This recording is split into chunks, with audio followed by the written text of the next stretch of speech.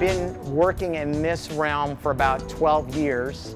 And as I mentioned before that, I was much more realistic as an illustrator, creating work for magazines and corporations. So rendering things much more tightly and much smoother surfaces. My work is a combination of very modern yet very classic art.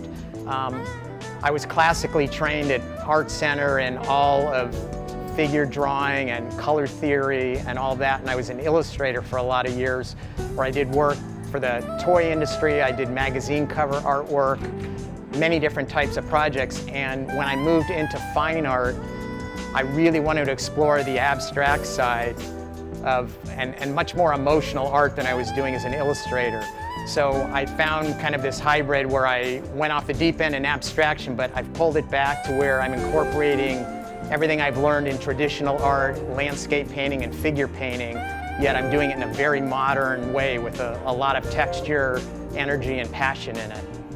I work exclusively in acrylic paints, and all of my paintings are built up with pure pigment.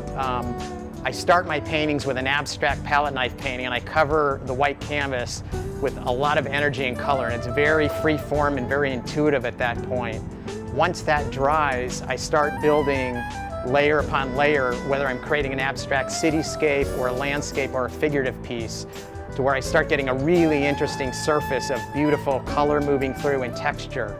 And there's always this feeling of energy right under the surface, and that's, again, because of my underpainting, where there's all these swirls and beautiful color happening.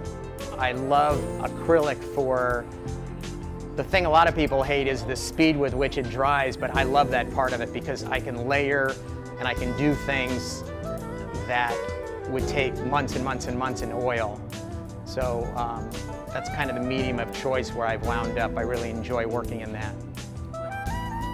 I'm really inspired, I think, by number one, energy and creating a piece that brings a sense of life and joy.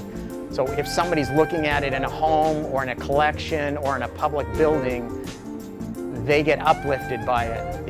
It just conveys the sense of joy of life, the higher human spirit. I think my figures, I'm always looking for the ideal of what's in us, you know, the sense of love and gratitude and reaching for the heroic side of each person.